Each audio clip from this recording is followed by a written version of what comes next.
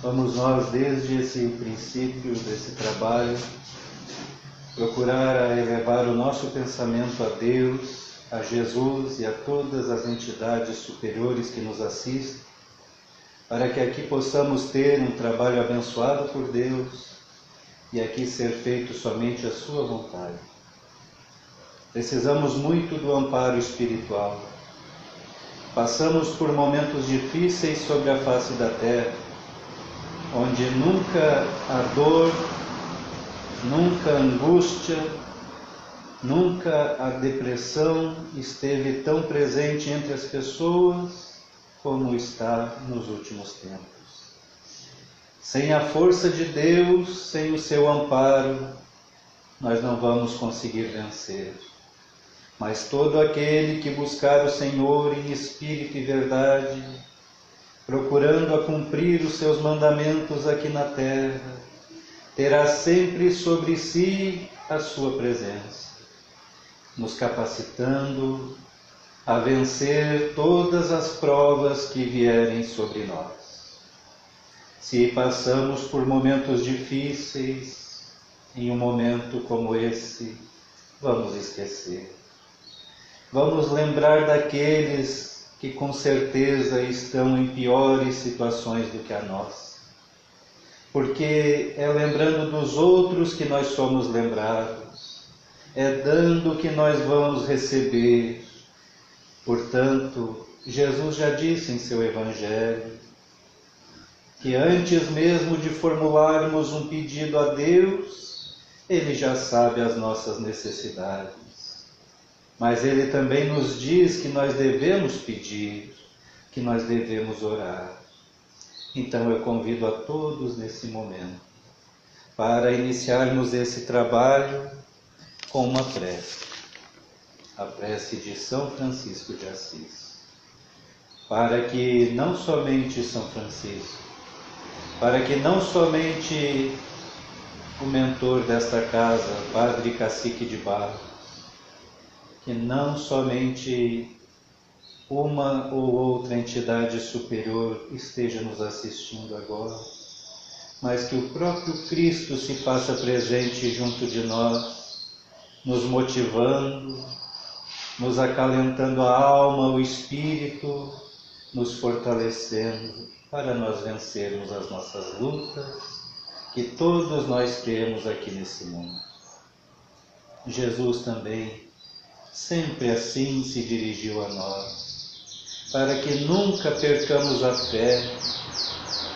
Ele nos mostra que até mesmo nos momentos mais difíceis, nós não estamos sozinhos nesta jornada. Ele disse ao final do seu Evangelho: e eis que estarei convosco até o fim dos séculos, ou até o final dos tempos. Então Jesus está sempre conosco. Vamos orar agora.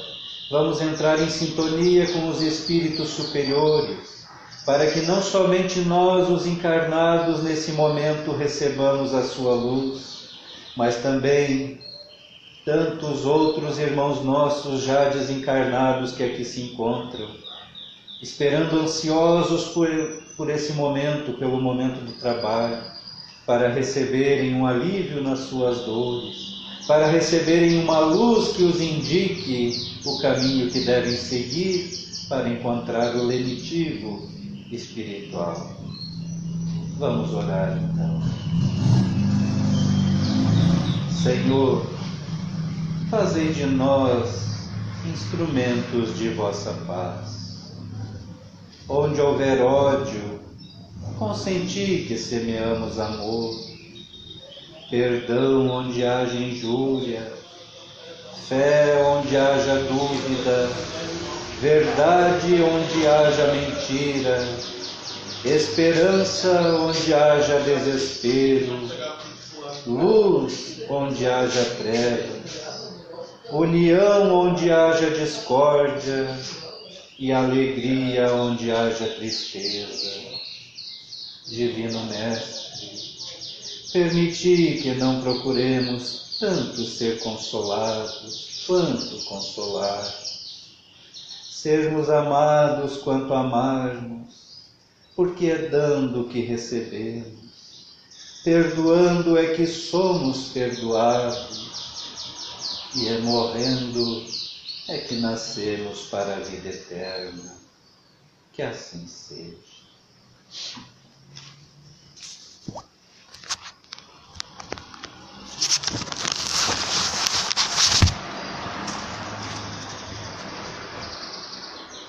Eu quero hoje compartilhar com vocês a leitura de dois livros sagrados: o Evangelho, a Bíblia, e o Livro dos Espíritos de Kardec, mas é sobre o mesmo assunto. Jesus nos diz assim: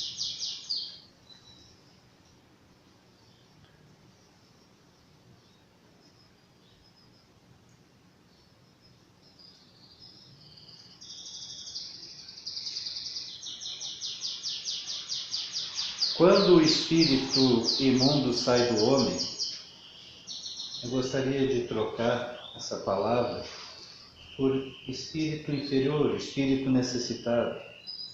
Quando o espírito necessitado sai do homem, anda por lugares áridos, procurando repouso, e não o achando, diz: voltarei para a minha casa de onde saí. E tendo voltado, a encontra vazia, varrida e ornamentada. Então vai e leva consigo outros 7 espíritos, piores do que ele, e entrando, habitam ali. E o último estado daquele homem se torna pior do que o primeiro. Aqui está no Evangelho essas palavras. Eu quero ler agora, no Livro dos Espíritos, o que Kardec e os Espíritos falam, muito próximo a isso. São perguntas e respostas. Então, diz assim, uma pergunta: em que consiste o sofrimento dos espíritos inferiores? E a resposta: eles são tão variáveis quanto as causas que os produziram, e proporcionais ao grau de inferioridade, como os gozos o são para os graus de superioridade. Podem se resumir assim: invejarem tudo o que lhes falta para serem felizes e não poderem obtê-lo, verem a felicidade e não poderem atingi-la, desgosto, ciúme, raiva, desespero daquilo que os impede de ser feliz, remorso, ansiedade moral indefinível. Eles têm o desejo de todos os prazeres e não podem satisfazê-los, e é o que os tortura. Mais uma pergunta: a influência que os espíritos exercem uns sobre os outros é sempre boa? Agora aqui fecha com o que eu li. A influência de um espírito sobre o outro. Sempre boa da parte dos bons espíritos, claro. Mas os espíritos perversos procuram desviar do caminho do bem e do arrependimento os que eles creem suscetíveis de se deixar arrastar, e que frequentemente arrastaram ao mal durante a vida. E a pergunta: assim a morte não nos livra da tentação? Não, mas a ação dos maus espíritos é muito menor sobre os outros espíritos que sobre os homens, porque eles não têm por auxiliares as paixões materiais, mas têm influência de um espírito sobre o outro.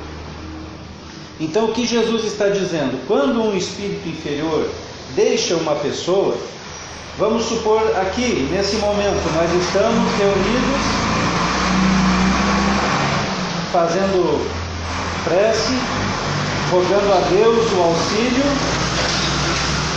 E se porventura um espírito necessitado nos acompanhou até aqui, aqui é o momento e o lugar onde ele vai nos deixar, ou para receber orientação e ser encaminhado, ou porque a luz espiritual dos protetores que aqui estão ofusca a sua visão espiritual e eles se afastam, eles saem e deixam a pessoa liberta.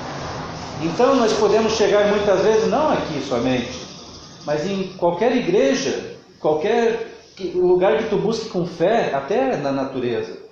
Você vai, naquele momento então que o Espírito sai, você melhora. Você estava indisposto, você fica disposto. Você estava com dor de cabeça, daqui um pouco, sem se dar conta, não está mais com dor de cabeça. Você estava com um pensamento triste, daqui um pouco aquilo passa, saiu. O Espírito saiu de perto da pessoa. Ele deixou a pessoa liberta. Então aquele Espírito, conforme Jesus diz, saiu. Mas ele anda por lugares onde ele não se adapta. Onde para ele tudo é difícil, tudo é ruim. Lá pelas tantas, o que ele faz? Ele pensa, vou voltar para onde eu estava. E aí ele procura aquele homem, aquela mulher novamente. E aí Jesus então chama a atenção dizendo que quando ele volta para a casa onde ele estava, que a casa é o nosso corpo, o nosso espírito, nós, ele a encontra vazia. A primeira coisa que Jesus diz, ele encontra vazia. A pessoa se liberta e não procura cultivar os bons hábitos. Ela não procura cultivar os bons pensamentos, a boa música, as boas palavras. O que ela faz? Ela não ocupa a sua vida, ela deixa o seu espírito vazio. Aquele espírito vem e encontra a casa vazia, varrida e ornamentada, está esperando ele, está limpinho esperando ele. Só que ele não volta sozinho. Ele volta trazendo outros 7 espíritos. Isso é um número alegórico, podemos dizer, porque pode trazer mais, pode trazer menos ou pode vir somente sozinho. Mas ele volta. E quando volta, o estado daquela pessoa passa a ser tantas vezes quantas espíritos vieram junto, pior. Se é 7, 7 vezes pior. Se é 10, 10 vezes pior. Quantos conhecidos nossos, eu, por exemplo, conheço muitas pessoas, por exemplo, deixam de fumar, passam um tempo e não fumam, até esqueceram. Olha que às vezes é coisa de 5, 10, 15 anos. E daqui um pouco, por uma besteira, vamos dizer assim, um oferece um cigarro e a pessoa aceita. E ela começa de novo a fumar. Por quê?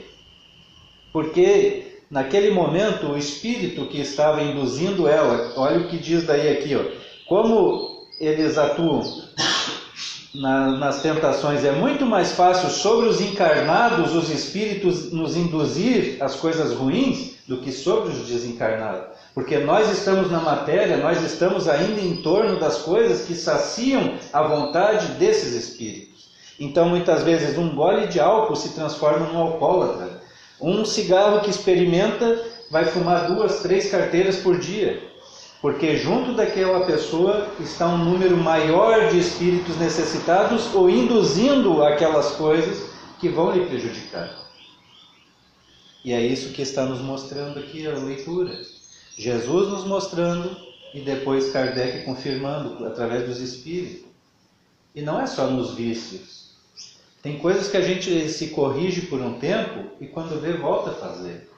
A gente se dá conta que o que está fazendo não é certo, aí a gente se corrige. E às vezes por uma mínima coisa lá adiante a gente volta a fazer o que era errado, que a gente mesmo constatou que é errado. Não é a igreja que vai nos mostrar o que é certo e o que é errado. Não é o pastor, não é o pregador, não é o discípulo, não é o padre. Quem mostra o que é certo e o que é errado é a nossa consciência. Todos os dias fazemos um exame da nossa consciência. Ela nos mostra em cada atitude que nós tomamos se o que fizemos é certo ou é errado. E quando ela nos acusa, nós precisamos nos corrigir, porque é a voz de Deus falando em nós. É o nosso anjo da guarda, é o nosso espírito protetor sussurrando no nosso ouvido. Isso que você fez não é certo. Então nós temos que nos corrigir. E por que temos que nos corrigir? Porque nós não sabemos quando é que vai chegar o momento da nossa partida desse mundo. Pode ser hoje, amanhã, daqui a 10 anos, 20 anos, 30 anos, não sei quando vai ser, mas vai chegar. Ninguém fica para sempre aqui na Terra. E no momento em que a partida chega, que o corpo toma, morre, o espírito passa a viver agora aquela vida que ele formou enquanto esteve aqui no mundo. Aquela pessoa que só vive para o dinheiro, voltado para o dinheiro, ganancioso, ela vai partir para o outro lado querendo dinheiro, mas lá não tem dinheiro. Então vem aquela ilusão. Falei aqui ainda, se não foi semana passada, foi na outra, do livro Nosso Lar, de André Luiz, que ele encontra seu avô lá nas trevas, lá num charco, num banhado, recolhendo lama e trazendo contra o peito, na impressão de que aquilo era ouro, porque ele formou a sua vida no ouro, nas riquezas aqui. Leva para o outro lado assim. Só que passa às vezes muito tempo sofrendo, chorando, se debatendo, com aquela dor, muitas vezes, lancinante do que causou a sua morte. Às vezes, imagine assim, um infarto fulminante levou fulano. Se esse fulano não está bem preparado, se ele não está bem desprendido, ele permanece aqui. E às vezes é um parente, às vezes é um amigo, e ele se aproxima da pessoa. Ele traz junto aqueles fluidos daquela dor que levou ele à partida. E às vezes aí a gente sente, que dor no peito que eu estou hoje, o que é isso? Aí você vai medir a pressão está boa. Você vai fazer um eletrocardiograma e seu coração está bom, o que é isso? É a influência desses espíritos sobre nós. E não quer dizer somente um parente, um amigo, um conhecido. Aqui na rua está cheio de espíritos que deixaram essa vida e se mantiveram presos aqui no mundo porque não se prepararam para um mundo melhor, não se prepararam para a vida espiritual. Então eles vão sofrendo para o outro lado, aquela mesma dor. Me lembra também dos livros de André Luiz, um determinado espírito que partiu por ter se cometido suicídio com um tiro no peito. E ele estava em um estado assim que aqueles espíritos inferiores, fecha com o que eu li aqui também, arrastaram ele lá para um lugar muito pesado, para sugar dele ainda a energia vital que ele carregava no seu espírito, porque há pouco era o corpo, há pouco desencarnaram. E aí aqueles espíritos lá, que eles chamam de os vampiros, e que ficam vampirizando o outro, sugando as energias daquele que partiu. Mas eles só tiveram acesso a ele porque ele não vigiou os seus pensamentos, as suas atitudes. Ele tirou a sua própria vida. Então, André Luiz, junto com outro espírito superior a ele, chegam e o recolhem daquela situação, o retiram de perto daqueles outros espíritos e lhe dão um passe naquele momento. E aquele passe faz ele cair em si, daquele torpor que ele estava, e se dar conta de que ele havia cometido, dado um tiro no seu próprio peito. A dor que ele passou a sentir naquele momento no seu espírito ou perispírito, seja o nome que você quiser dar, era terrível, era a mesma coisa do tiro entrando no seu coração naquele momento. E agora ele vai ficar ali daquele jeito, porque ele tirou a sua vida. Ele precisa cair em si, ele precisa despertar agora que Deus existe, que Deus o perdoa e pedir esse perdão a Deus, para então ter ali junto de si os espíritos superiores que vão tirar essa dor que ele está sentindo. Mas até isso acontecer para um espírito perturbado, vai longe às vezes, vai muitos anos, muitos e muitos anos. E olha que a gente sofre uma dor, durante alguns minutos já nos deixa desesperado muitas vezes. Agora você imagina sentir essa dor durante anos.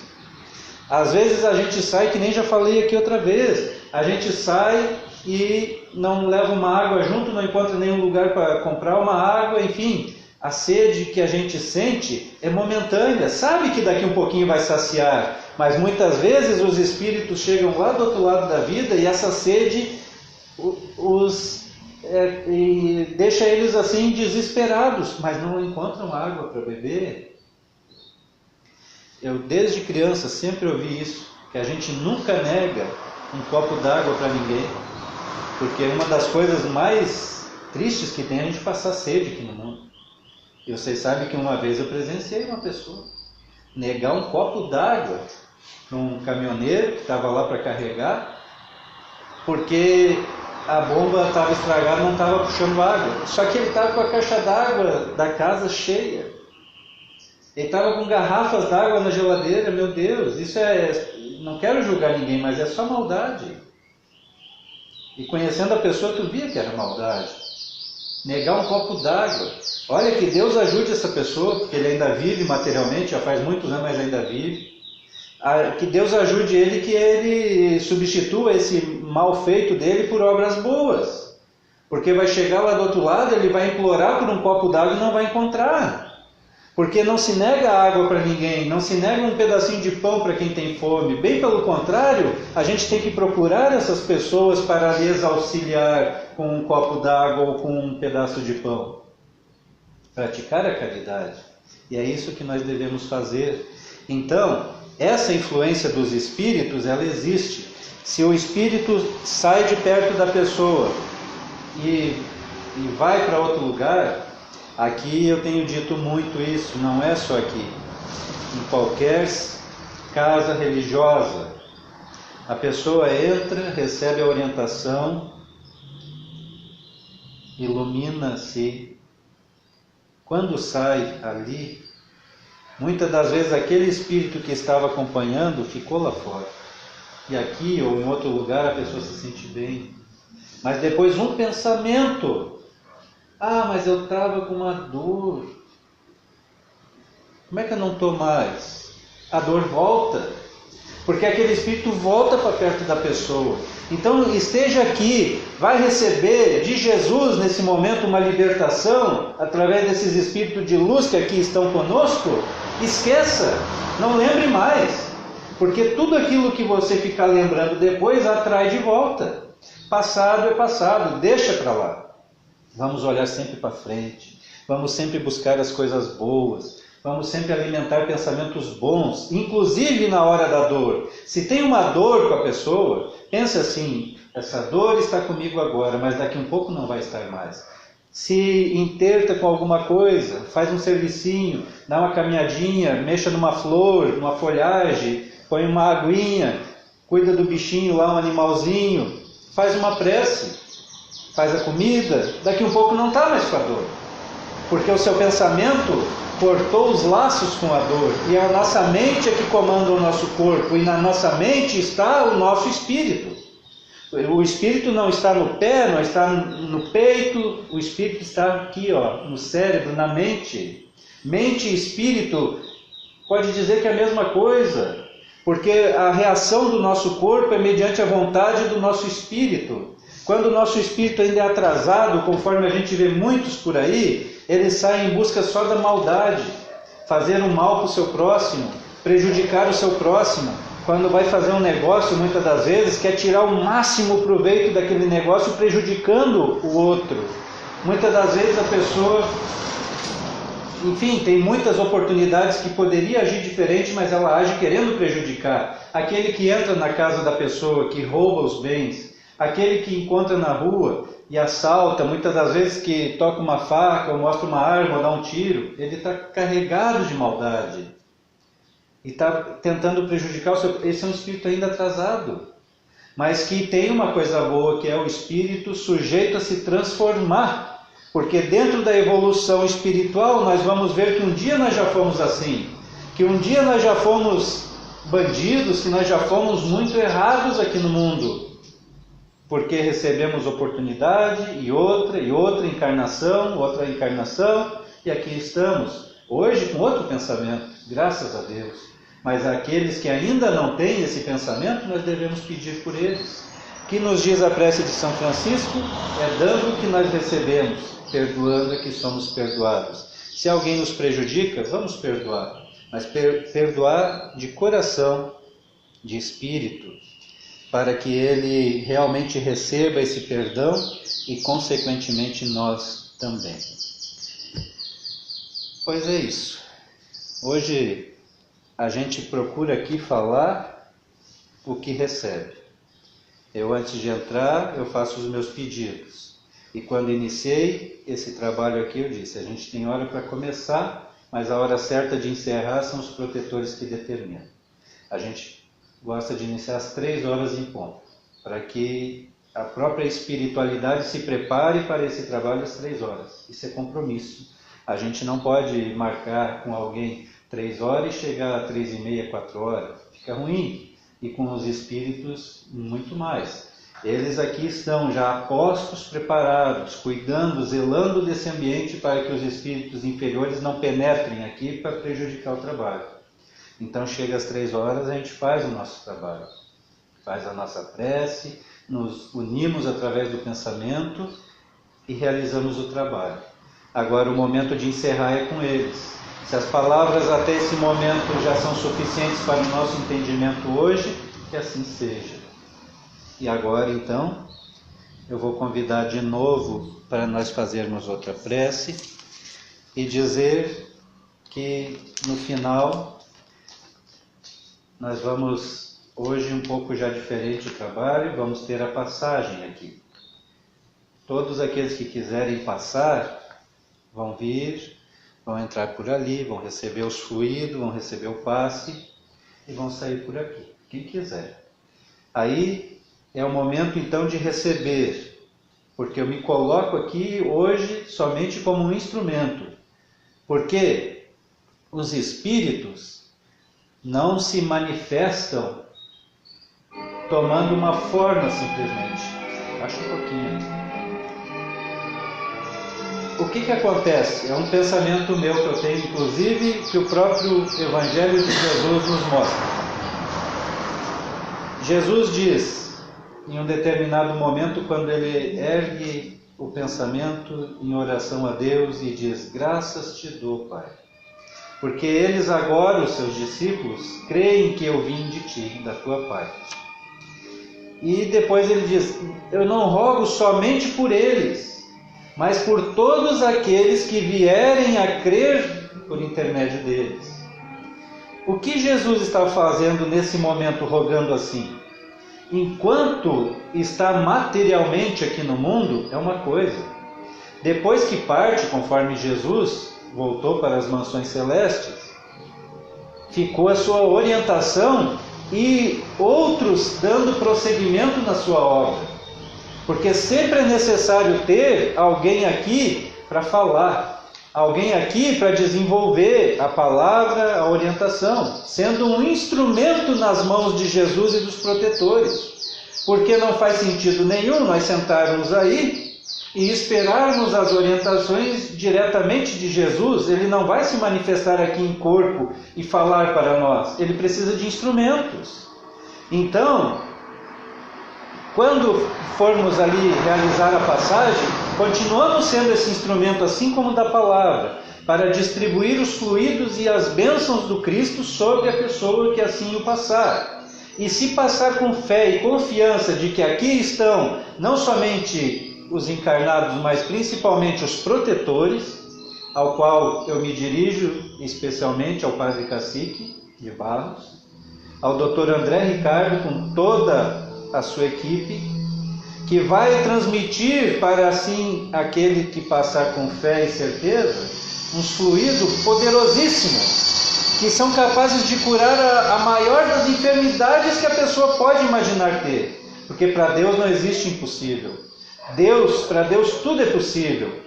Jesus se aproximou do homem diante de uma piscina que existia, de um tanque, que ele sabia uma vez a cada tempo descia um anjo e movimentava as águas. O que primeiro chegasse naquelas águas era curado.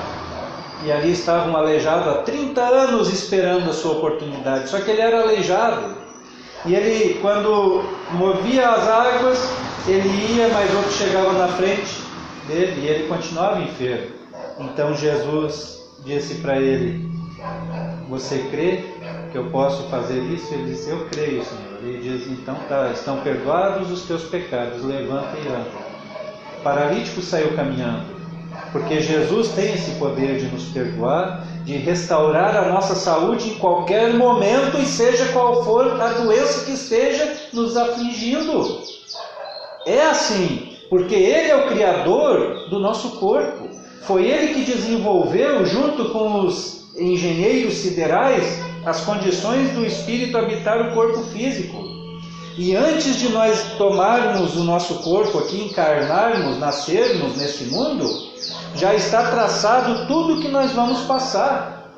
Todas as dores que vamos ter, todas as enfermidades que vamos ter, mas também está traçada a nossa libertação.